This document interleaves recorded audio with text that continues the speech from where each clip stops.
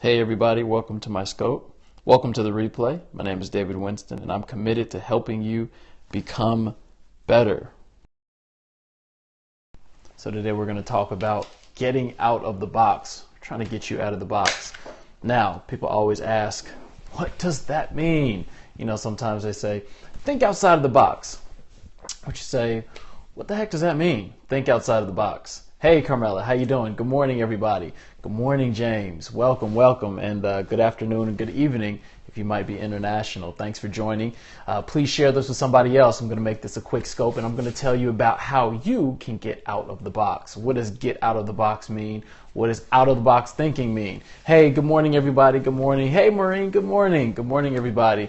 Good morning from South Carolina. Hey, well, good afternoon to you. Hey from Kenya, how you doing? Hey, Jackson, Mississippi, how you doing? Good to have you here today. Hey, how you doing? So I want to talk about getting out of the box. Have you ever heard that comment before? Think outside of the box, out of the box thinking, getting out of the box. Well, let me tell you, there is actually a method to that. There is something that the box actually represents. It's not just a holding place, but it actually represents something. And I thought I would share this with you because it's very interesting. So think outside of the box. So there are 4 sides to the box. Yes, getting outside of your comfort zone. Exactly, James.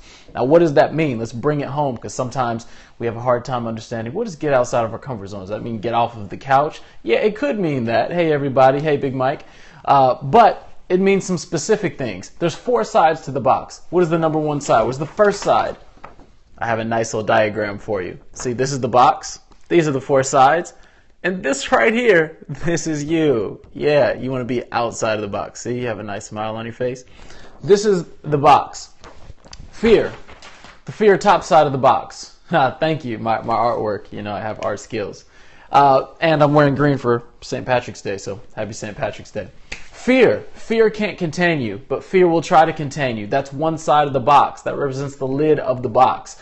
Fear tries to stop you from taking risks. Fear tells you that you can't do it. Fear tells you that you're going to get rejected if you step out. Fear tells you that you're not going to get approved for that business loan. Fear tells you that that you can't do it. You don't have the skills necessary. Now, don't get me wrong. Danger is very real, but fear is something that is imagined. Danger is like being placed in a position with in a cage with a lion. That's dangerous. Fear is like being taken somewhere and being blindfolded and being told that a lion is there, but you're the only one standing there by yourself. So fear is imagined. And what happens is the enemy tries to use fear and our own thoughts of fear to try to keep us caged and keep us blocked in. Yes, absolutely. Fear will paralyze you. And so I encourage you to push past fear. Fear is false evidence appearing real. And let me tell you, you can do it. God wouldn't have given you a dream or placed a dream or desire in your heart that he did not mean for you to fulfill or express in this life. So don't let fear stop you or paralyze you. So that's one side. We're going to go to the next side. Inferiority complex. I'll turn it this way. Inferiority complex. Inferiority complex. What does that mean? When we see ourselves as less than others or below what God sees us, and we're unable to have courage to step up and do what we have been placed on this earth to do. Inferiority complex. It means that we shrink back. It means that we feel like we are inferior. We are not able to be the person that God has called us to be. Hey, good morning, Raquel. We are not able to be the person that God has called us to be. We look at other people. We look at the skills and things that they have and the education they have and maybe the access to people that they have and the relationships, the connections that they have. And we feel intimidated and we don't step up with our own value. We don't understand our own value. So because of that, we shrink back. And you know, because of inferiority complexes, a lot of times people will shrink back in the opportunities that were meant for them, that God opened the door for. When they don't understand their own value, they'll shrink back and somebody will step in and take that opportunity. And you'll be like, man, what happened? I thought that was for me. And a lot of times that was for you, especially if God is opening that door. But when you don't see yourself the way God made you and you don't see yourself as somebody valuable, then it'll make you second guess yourself. So instead of applying for that grant, what it'll make you do is say, wait a minute, I don't have all the skills that they have listed here. I don't have all the education that they have listed here. I don't know if I could do this as well as somebody else can. And so instead of applying for that business grant, you shrink back, you don't do it, and then somebody else gets that grant. And then what'll happen is you'll get a call next week and they'll say, you know, you should have applied for that grant. How come you didn't apply for this grant that we're offering? You actually would have fit. And you said, well, I didn't think that I had everything necessary to apply for it. I didn't think I fit the bill, or I didn't really know if I had the skills. And you see how inferiority complex will stop you from taking advantage of opportunities that come your way. Let me tell you, God is setting you up for success and he's bringing opportunities to you. But if you don't see yourself as worthy or valuable enough or able to do the job, then a lot of times you'll shrink back and you'll limit your own potential, your own ability. I saw somebody mention Gideon, and it talks about Gideon in the Bible. And God said, hey, I've called you to raise up, or to be raised up to deliver my people. And he said, who are you talking to? I'm the smallest, stupidest, poorest one in my tribe, in my village, in my neighborhood. Are you talking to me? And so a lot of times God will use you and you don't think you have the skills. You don't think that you have all the things necessary. You have it all together. But in the Bible, God didn't use a lot of people who always had it together. God used a lot of people who were broken, who were the smallest, who were murderers, who were, Paul was an ex-terrorist. I mean, he used a lot of people who were broken to do his perfect will, even though people were imperfect. And so he used a lot of unqualified people. Exactly, unqualified. So inferiority complex. Let's keep going. Number 3, limited resources. Now this is box thinking right here. Limited resources.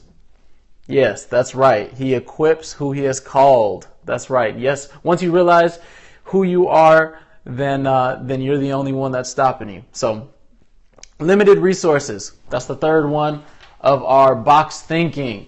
And when we see our physical resources, and we know that we need money to make things happen. We understand that.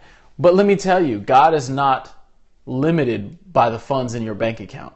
Because if God was limited by the funds in your bank account, he wouldn't be very powerful, would he? But God doesn't need to be limited by the current funds in your bank account, because his plan will supersede what you feel like you have as natural resources or the resources that you have currently.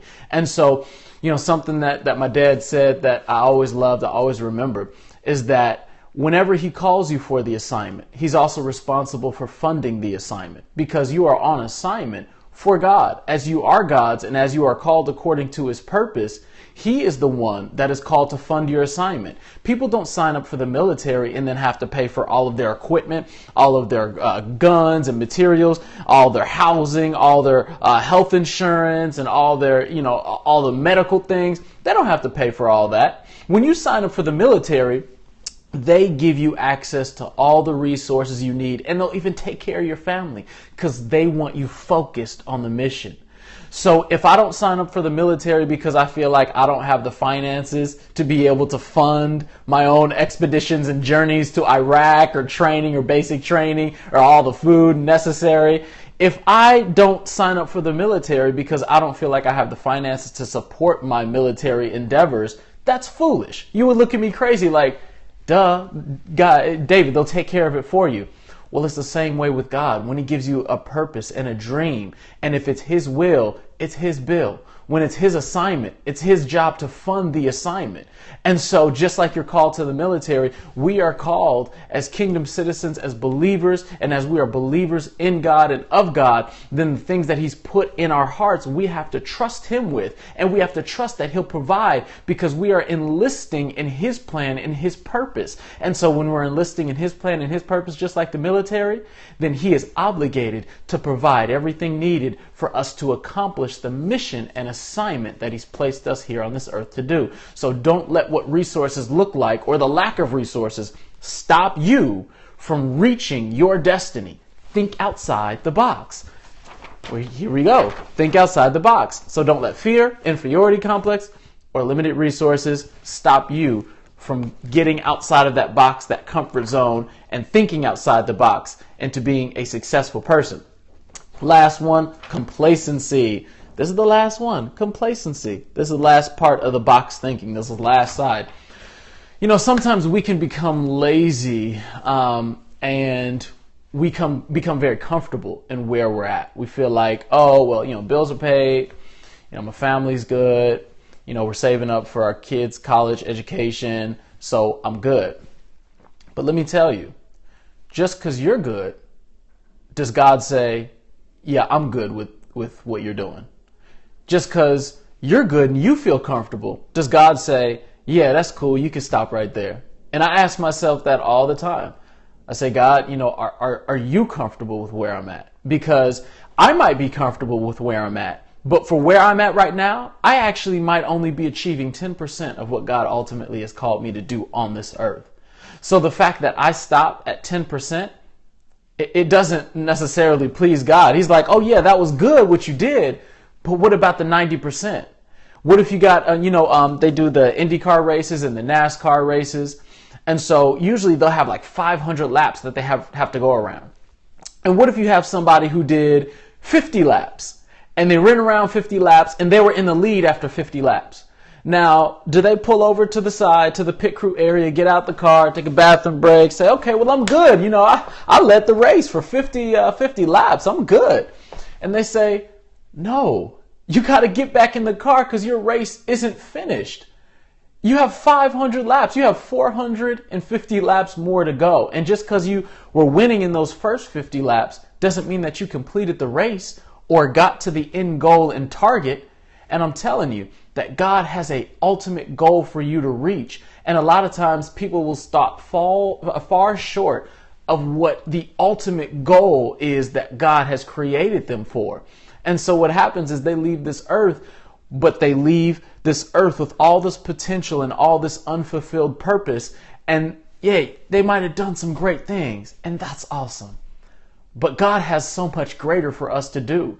And so the more I go, leave this earth empty, the more I go through life, the more I realize what I haven't accomplished. It's kind of like the more you see, the more you feel like you haven't seen. And the more you know, the more you feel like you don't know. Does that make sense to anybody? I see some comments. Thank you. But it's like the more you find out, the more you feel like, wow, I don't know a lot of other things that are out there. And there's so much more for me to achieve. And so the further I go in God, the further I go in my assignment, the more young people and more people that we're touching. That's great. And we're now touching people in high schools.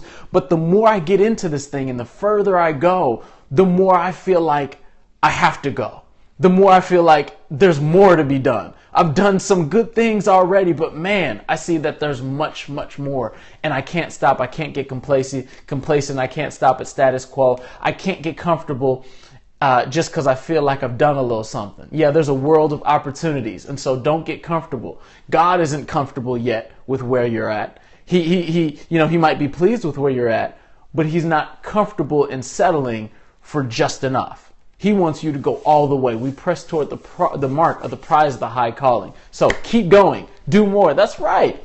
Follow my wife, y'all. There she is. She's beautiful and she's wonderful. There's always more to do. Keep going, keep pushing, keep pressing.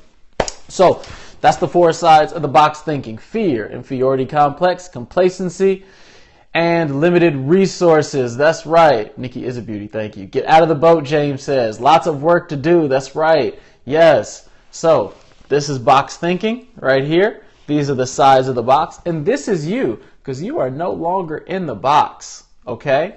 So take a picture of this. Keep this in your memory bank. And make sure that you are not having box thinking. How do you keep from being complacent? Sorry, I missed it. So I didn't explain in detail how to keep from being complacent. But ask yourself every day, what else can I be doing? What else can I be doing? How can I do it better? How can we move further? How can me and my family move further? How can I move further as an individual?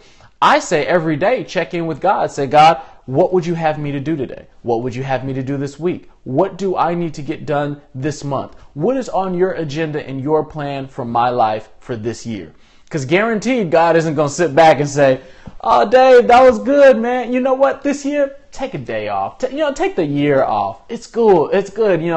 You've done so much for me. take the year off.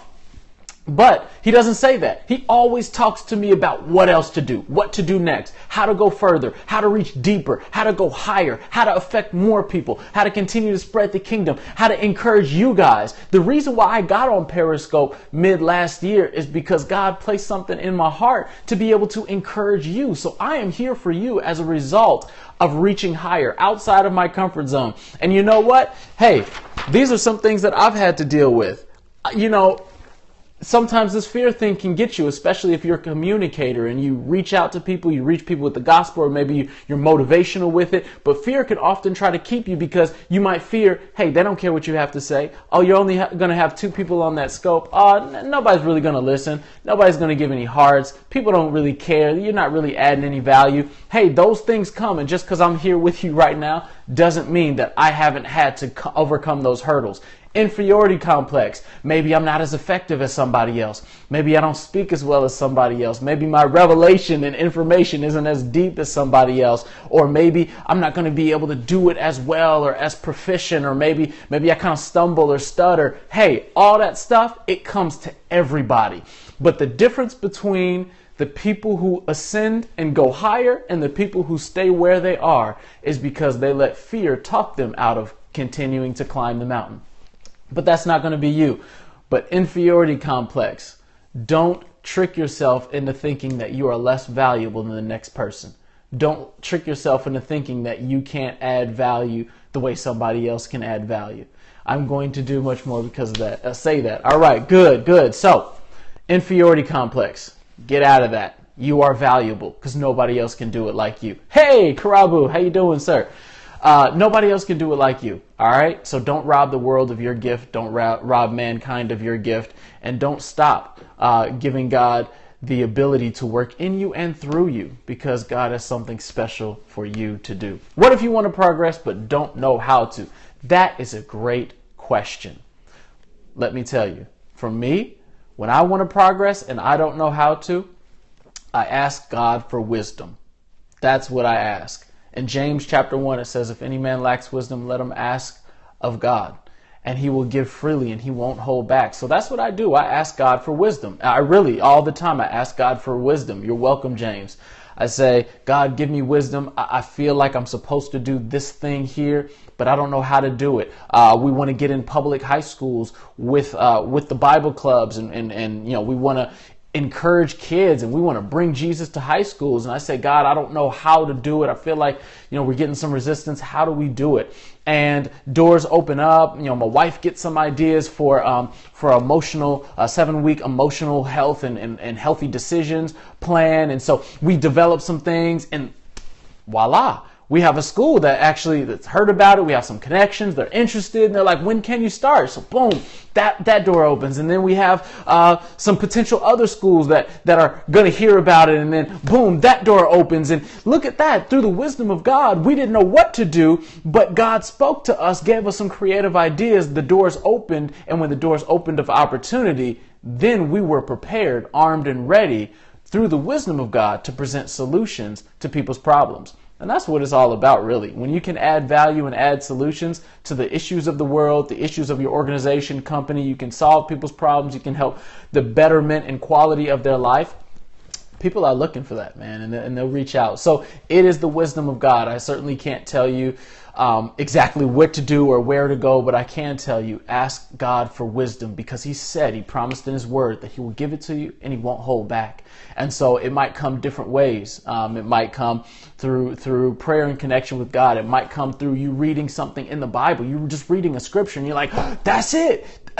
Exactly what he did. I can do that. And it just kind of jumps out at you on the page. Maybe you read an article, a news article. Maybe you'll just happen to be watching a movie or a television show that sparks something inside you. The wisdom of God can start manifesting in any way. But as your heart, kind of gets touched by something, then you'll start to go deeper and deeper and think about that thing and talk to God about that thing. And you'll find that you'll you'll find solutions. You'll find understanding to what you're called to do and what God wants you to do. But the key is not to be complacent, because you'll want to press. And sometimes it might not always come just that moment. But as you continue to press, I believe that God will reveal his will to you. Because one thing that I heard in college that I'll never forget, God is a good God and he's a good father.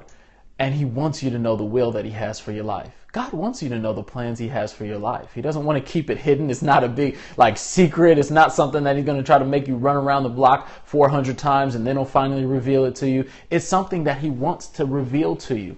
But he doesn't just give it all to us sometimes at once, because sometimes we might choke on it. We might not be able to handle it. It might be too big for us. Our mental capacity, our ability to believe and receive might be too small for us to receive it at that point. So we'll just kind of cast it off. But what happens is God will give you specific parts of that vision and specific parts, and it'll kind of expand you a little bit more and a little bit more and a little bit more. And you'll say, wow, I don't think I could do that. But it wasn't designed for you to be able to accomplish dreams and God's plans without God. It was designed for you to be able to accomplish the plans and dreams that you have with God's help. So at the end of it, God will get the glory, because you'll know and he'll know that you couldn't have done it by yourself.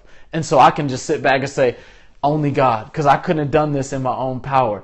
And so the plan and the dreams are too big for you. That's by design. But God gives you steps. Every step of the way, he'll let you know exactly what to do. So hopefully that helps. Hopefully that's an encouragement. That's my encouragement to you today. Get out of the box one more time.